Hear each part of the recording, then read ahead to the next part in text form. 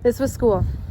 Every day, hours of classes, reading, numbers, history, videos of the bloody battles in space, the Marines spraying their guts all over the walls of the bugger ships, hollows of the clean wars of the fleet, ships turning into puffs of light as the spacecraft killed each other deftly in the deep night. Many things to learn. Ender worked as hard as anyone. All of them struggled for the first time in their lives. As for the first time in their lives, they competed with classmates who were at least as bright as they were. But the games, that was what they lived for. That was what filled the hours between waking and sleeping. Dap introduced them to the game room on their second day.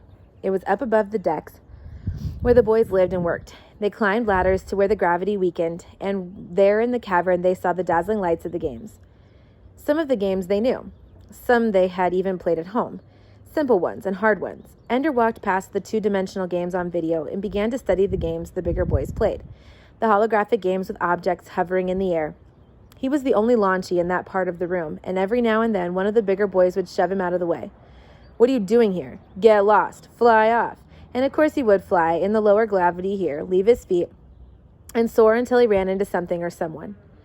Every time, though, he extricated himself and went back, perhaps to a different spot, to get a different angle on the game. He was too small to see the controls, how the game was actually done. That didn't matter. He got the movement of it in the air, the way the player dug tunnels in the darkness, tunnels of light, which the enemy ships would search for and then follow mercilessly until they caught the player's ship. The player could make traps, mines, drifting bombs, loops in the air that forced the enemy ships to repeat endlessly. Some of the players were clever, others lost quickly. Ender liked it better, though, when two boys played against each other. Then they had to use each other's tunnels, and it quickly became clear which of them was worth anything at the strategy of it. Within an hour or so, it began to pall. Ender understood the irregularities by then, understood the rules the computer was following, so that he knew he could always, once he mastered the controls, outmaneuver the enemy. Spirals when the enemy was like this, loops when the enemy was like that, lie in wait at one trap, lay 7 traps, and then lure them like this. There was no challenge to it then, just a matter of playing until the computer got so fast that no human reflexes could overcome it. That wasn't fun. It was the other boys he wanted to play. The boys who had been so trained by the computer that even when they played against each other, they each tried to emulate the computer, think like a machine instead of a boy. I could beat them this way. I could beat them that way. "I'd like a turn against you," he said to the boy who had just won. "Lawsy me, what is this?" asked the boy. "Is it a bug or a bugger?" "A new flock of dwarves just came aboard," said another boy. "But it talks. Did you know they could talk?" "I see," said Ender. "You're afraid to play me 2 out of 3. "Beating you," said the boy, "would be as easy as pissing in the shower." "And not half as fun," said another. "I'm Ender Wiggin." "Listen up, scrunch face. You nobody. Got that? You nobody. Got that? You not anybody till you got your first kill. Got that?" The slang of the older boys had its own rhythm. Ender picked it up quick enough.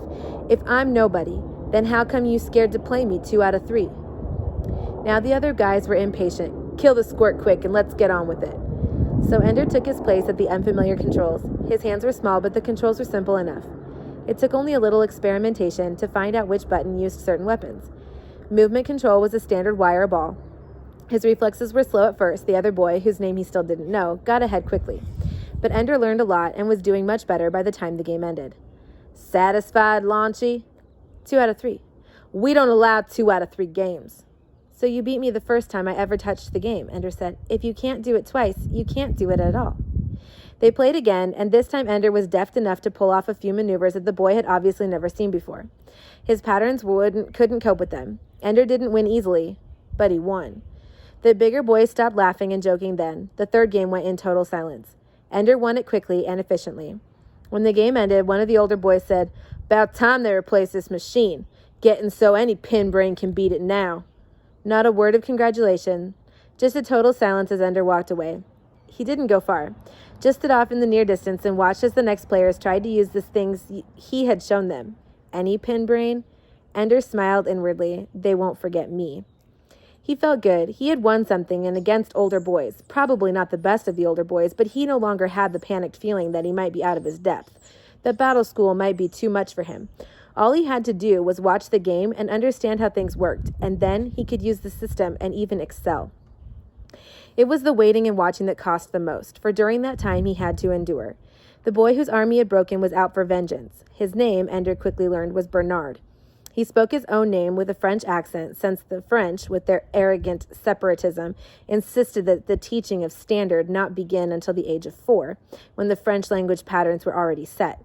His accent made him exotic and interesting. His broken arm made him a martyr. His sadism made him a natural focus for all those who loved pain in others. Ender became their enemy. Little things. Kicking his bed every time they went in and out of the door, jostling him with his meal tray, tripping him on the ladders. Ender learned quickly not to leave anything of his outside his lockers. He also learned to be quick on his feet, to catch himself. Maladroit, Bernard called him once, and the name stuck. There were times when Ender was very angry. With Bernard, of course, anger was inadequate. It was the kind of person he was, a tormentor.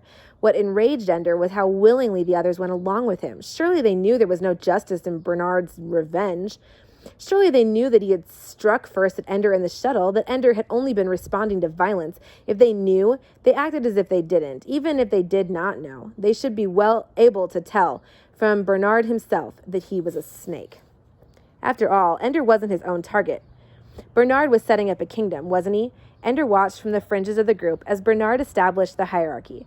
Some of the boys were useful to him, and he flattered them outrageously. Some of the boys were willing servants, doing whatever he wanted, even though he treated them with contempt. But a few chafed under Bernard's rule. Ender knew who resented Bernard. Shen was small and ambitious and easily needled. Bernard was discovered that quickly and started calling him Worm. Because he's so small, Bernard said, and because he wriggles.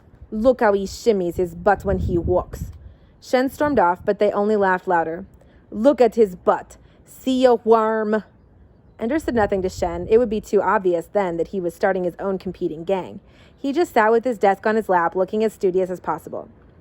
He was not studying. He was telling his desk to keep sending a message into the interrupt queue every 30 seconds. The message was to everyone, and it was short and to the point. What made it hard was figuring out how to disguise who it was from, the way the teachers could.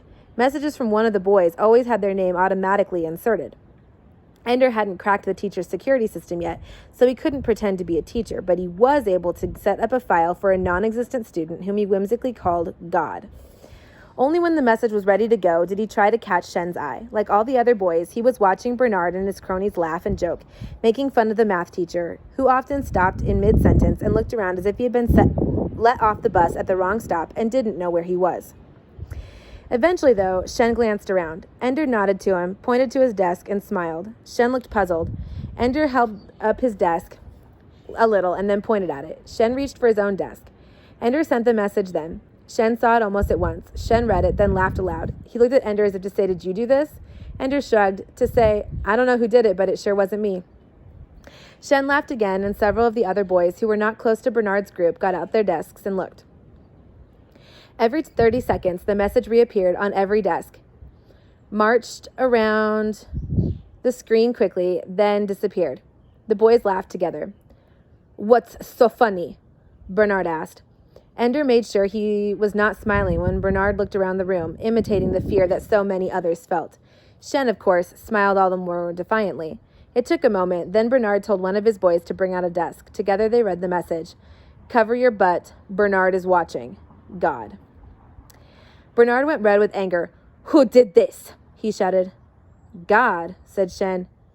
"It sure as hell wasn't you." Bernard said, "This takes too much brains for a worm." Ender's message expired after 5 minutes. After a while, a message from Bernard appeared on his desk. "I know it was you, Bernard." Ender didn't look up. He acted, in fact, as if he hadn't seen the message. "Bernard just wants to catch me looking guilty. He doesn't know." Of course, it didn't matter if he knew. Bernard would punish him all the more, because he had to rebuild his position. The one thing he couldn't stand was having the other boys laughing at him. He had to make clear who was boss. So Ender got knocked down in the shower that morning.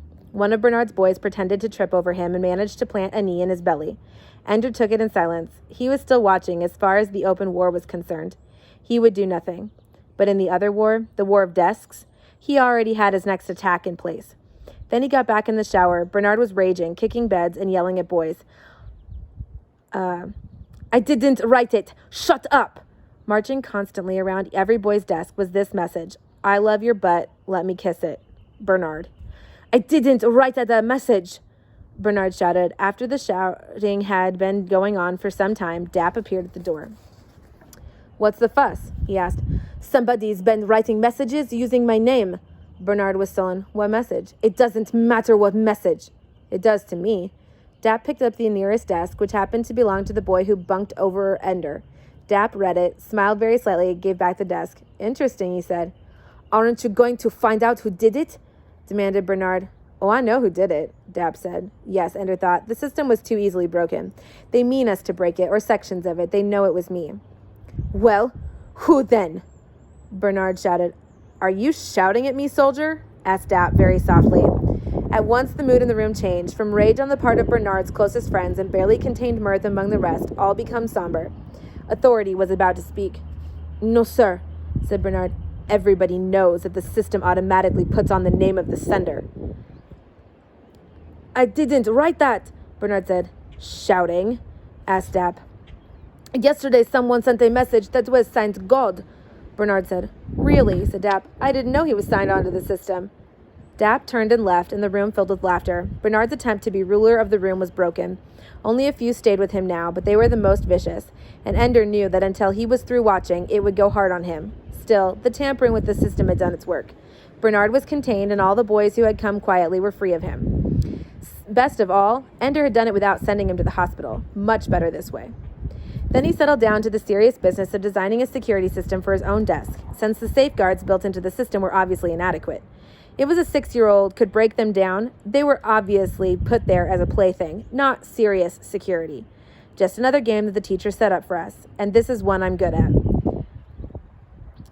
How did you do that? Shen asked him at breakfast. Ender noted quietly that this was the first time another Launchy from his own class had sat with him at a meal. Do what? He asked. Send a message with a fake name. And Bernard's name. That was great. They're calling him Butt Watcher now. Just Watcher in front of the teachers, but everybody knows what he's watching.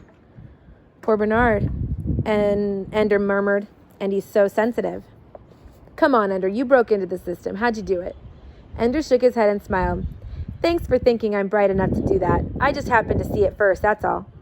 Okay, you don't have to tell me, said Shen. Still, it was great. They ate in silence for a moment. Do I wiggle my butt when I walk? Nah, Ender said, just a little. Just don't take such big, long steps, that's all. Shen nodded. The only person who'd ever notice was Bernard. He's a pig, said Shen. Ender shrugged. On the whole, pigs aren't so bad. Shen laughed. You're right. I wasn't being fair to the pigs. They laughed together, and 2 other Launchies joined them. Ender's isolation was over. The war was just beginning.